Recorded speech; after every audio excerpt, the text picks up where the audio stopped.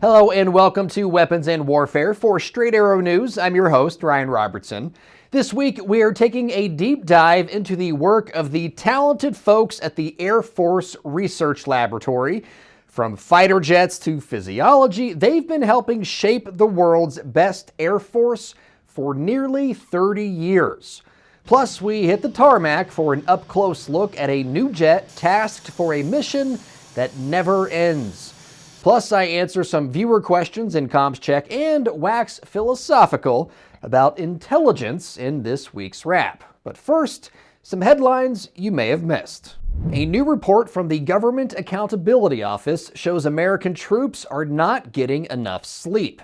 According to the GAO, surveys conducted by the DoD over the past decade reveal most service members report getting less than 6 hours of sleep a night. The DoD recommends at least 7. I was going to insert a joke about this into the script, but the GAO says the lack of Z's has led to fatal accidents and hundreds of millions of dollars in damage to ships, vehicles, and aircraft. Fatigue and sleep deprivation among active duty service members continues to be more the rule than the exception. Impairment from fatigue can be equivalent to the effects of alcohol intoxication and increases the risk of collisions and mishaps. The GAO made 9 recommendations to the DoD, but acknowledged having made similar recommendations in a 2021 study that military leadership said they had no plans to implement or monitor. Australia and BAE Systems are taking a dip together. Under the AUKUS Security Pact, Australia will buy up to 5 nuclear subs from the British firm. The pact, signed in 2021 between the leaders of Australia, the United Kingdom, and the United States, is a trilateral security partnership. No matter where you are, whether it's in the Indo-Pacific, whether it's in the South China Sea, the Red Sea, or in the North Atlantic, it is absolutely vital that that freedom of navigation is continued now and forever into the future. And that is why this enormous commitment by all 3 countries working together in AUKUS is so critically important. The deal will see Australia become the 7th nation to operate nuclear-powered submarines. But don't expect to see them anytime soon. Work is expected to start in the late 2020s after at least $1.3 billion worth of new shipbuilding facilities are constructed in England. 80 years after the famed Easy Company of the 101st Airborne Division jumped into Normandy, France to begin the liberation of Europe, the men who portrayed those heroes in the HBO miniseries Band of Brothers will follow in their footsteps. The BBC is reporting a group of actors from the series that aired in 2001 are training in Georgia to make the jump on June 6th. Every year, thousands flock to the French coast to honor the troops who landed there. While there are no surviving members of Easy Company, the actors who portrayed them continue to honor their legacy and sacrifice by returning to the area. Alex Sabka Brady, who played Corporal Frank Mellett, told the BBC, "If we can in some way, shape, or form keep these stories going and keep these memories alive, then that is exactly what we try to do. And it does mean a lot to us as a cast." Band of Brothers was a 10-part miniseries released in 2001, which recounted the experiences of Easy Company's paratroopers during World War II. When you think of the word laboratory, what comes to mind? Certainly Hollywood has provided some inspiration over the years. It's alive! Entertaining, no doubt, but far from the silver screen, the men and women who make up the Air Force Research Laboratory are working across the United States, from New York to Maui, on very real solutions to very real problems. Since 1997, the AFRL's mission has been to discover, develop, and deliver new technologies to the fight for the Air Force and, starting in late 2019, the Space Force. I would say if you look at just about any airplane or any spacecraft that's out there, there's technology embedded in that started out right here at the lab. And to be clear too, the laboratory is not just one building. It is spread across the United States. Headquartered at Wright-Patterson Air Force Base in Ohio, the lab's director of strategic partnering, James Barilla, says you can find AFRL research sites in 10 states with a workforce of more than 12,500 people. We do that on purpose, right? Because we want to make sure that we're out there, both close to the warfighter, but also close to the different organizations that might have technology that we are interested in. If you want some easy examples of where you can find the AFRL's work, Barilla says look no further than the F-35 or the B-21 Raider that's currently testing at Edwards Air Force Base. They're also working on many other projects that may never become household names, but will still play a big part in helping the U.S. stay in front of near-peer adversaries like Russia and China. Projects like the Mutant Missile, which we featured in February. We got great team leads, we got great engineers, we have a vast pool of people cross-director at AFRL and cross-service that are all making significant contributions to this. This system would not be where it is today if we did not have the partnerships that we've created. And that has been crucial to our success.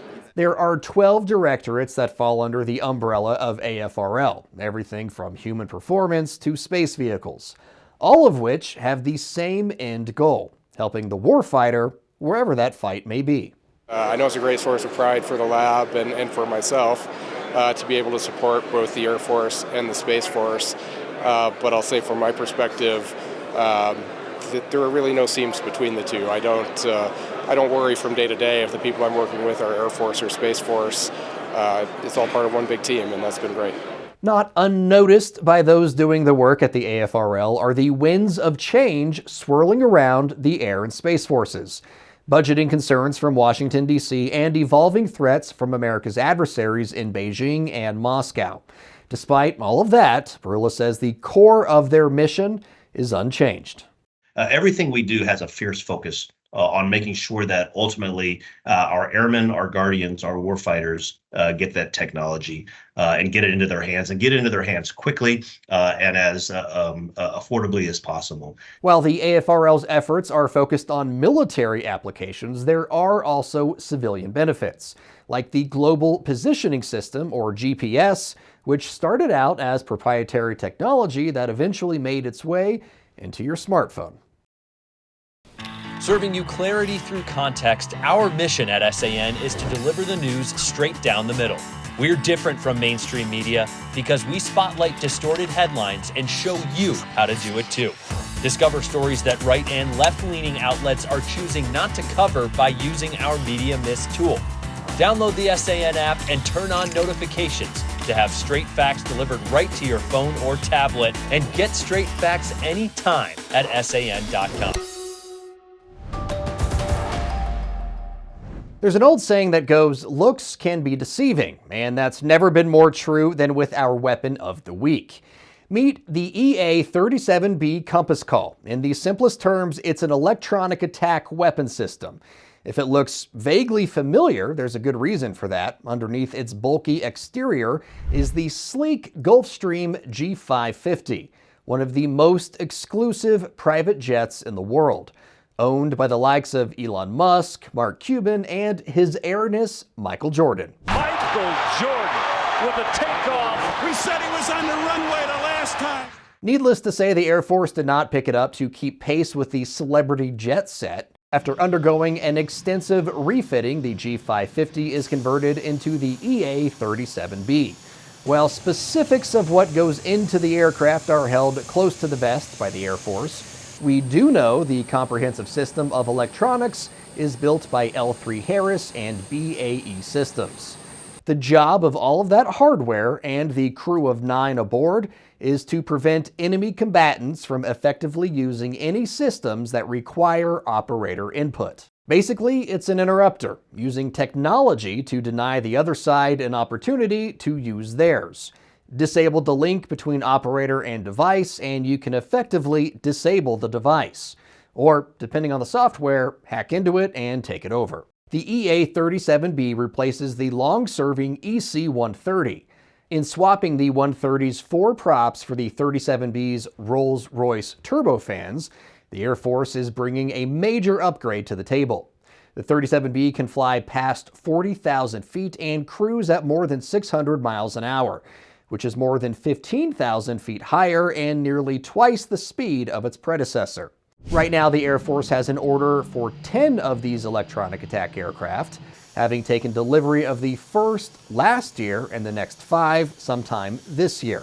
At last word, the first was undergoing extensive testing before heading to its permanent home at Davis-Monthan Air Force Base near Tucson, Arizona.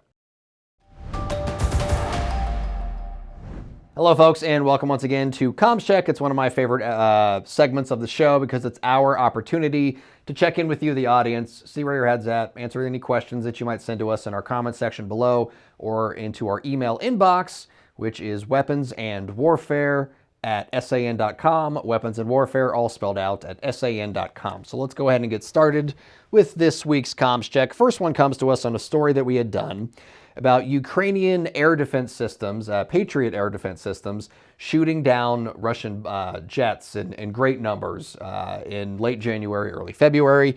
In that story, I had called the war an illegal Russian war that Russia had illegally invaded. We got this question from Peter Oldeminger. Who made those laws that say it's illegal to invade another country? Armed conflicts happen all over the world, but this one is illegal. It's a good question, Peter. It's actually the rules governing armed conflict come to us from Article 2 of the UN Charter. Specifically, the violation that Russia committed was Article 2, Section 4, which prohibits members from using force against the territorial integrity and political independence of any state. So when Russia invaded Ukraine, they violated the territorial integrity as a means to impose its will upon the political independence of that state. It's a violation of the UN Charter. There are times where the UN says it's okay for a nation to go into another nation. Usually that's limited situations. Self-defense is one of those. So if Ukraine were to attack into Russia, which has happened a few times, the UN would consider that legal because Ukraine is acting in self-defense. By invitation, so if Ukraine were to invite, say, France or Poland and say, hey guys, if you want to fight, come on down, then the UN would say that would be okay. Or authorization directly from the UN Security Council, which is unlikely to happen in this event because the UN Security Council, it's made up of 15-member nations, 10 seats on the council. It's kind of an at-large bid and it kind of rotates around. But there are 5 permanent seats on the UN Security Council. And they are the US, the UK, France, China, and Russia. So Russia is unlikely to authorize the UN to, send troops in, peacekeeping troops into Russia or into Ukraine. So Peter, to answer your question, who decides those rules? The UN, which Russia is a member nation of, decided the rules. They agreed to them. They know what they were breaking when they broke them. So that's why this war in Ukraine is illegal. Thanks for your question, Peter. Hope that answered your question. So the next Comms Check we have comes to us on a story that we had done here on Weapons and Warfare about Sweden becoming officially official within NATO. And we got this question from DMT8192. We'll call him Devin. Yeah, let's go with Devin. Too bad us Swedish people did not get to vote on this. Devin is saying that, had he been able to vote on Sweden's membership into NATO, he probably would have denied it. But I will answer you, Devin. The Swedes did get to vote on their membership into NATO. If you look at it, yes, Sweden does have a monarchy, but it's a limited constitutional monarchy, meaning the monarch is just a figurehead. The real power lies in the parliament, the Swedish parliament. In the Swedish parliament, for those who don't know, it's a coalition. You need a coalition to lead, much like Israel, where it's multiple parties, and you have to have a totality of the votes, not a totality, a plurality of the votes in order to lead a government. And the Swedish government is led by the moderate party. They've been in power since 2007. So had the Swedes not liked the direction that the moderate party was taking the country in, then they could have voted to take the country into a different direction. Also, it shouldn't really come as a surprise that Sweden, after years of neutrality, decided to join NATO, or apply to join NATO. Once the Russians launched their illegal war, as we just learned, into Ukraine, that kind of gave the Swedes and Finland all they needed to know. Hey, we should join this multi-nation alliance that will help protect us and that we can help protect our neighbors. Also, when you look at the Swedes' participation in NATO activities, NATO exercises, Sweden was the number one non-NATO partner to participate and take part in NATO exercises for the last 30 years. There's also a group, a partnership called the Partnership for Peace, started in 1994. Sweden joined that. There was another EU partnership that Sweden joined that had a lot of NATO member nations as well. So to answer your question, Devin, well, might not have been up for a vote directly in Sweden to join NATO. If you pay attention at all to Swedish politics over the last 30 years, then you kind of knew where things were going, and it should not have come as a surprise necessarily that Sweden did, in fact, join NATO. And just as a reminder, anytime because we live in democracies, if we don't like the way that the government is going, we can tell them that each and every time we vote, which I encourage you to do as often as possible. So that's our comms check for this week, folks. As always, if you have something that you would like us to respond to, if you have a question for us, please send it to us in the comment section below, or once again by emailing us, weaponsandwarfare@san.com. All opinions expressed in this segment are solely the opinions of the contributors. All right, folks, for this week's wrap, I'm going to continue a theme I picked up on as we were putting together the show, intelligence. For militaries and governments, intelligence is one of the most important pieces of any victory, and a lack of intelligence or failure to act appropriately on a piece of intel likely means failure. Since the fall, we've seen a few notable cases of governments failing to act on intelligence. The Israelis had prior knowledge Hamas was planning and training for some sort of major operation before the October 7th attack. Israel's leaders didn't think the threat was worthy of worry. What happened? The Jewish people suffered their single deadliest attack since the Holocaust. Thousands of people in Gaza are dead, and Prime Minister Benjamin Netanyahu is being accused of prolonging the war to prevent answering for his government's failure to act on the initial intelligence. And in March, terrorists from the Islamic State attacked concertgoers in Russia. More than 130 people died. Even more were wounded. Putin was warned about potential ISIS attacks. The CIA gave the Kremlin the intel.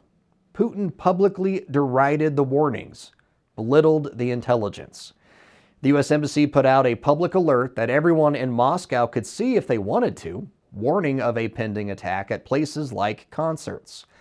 The intelligence was ignored. People died.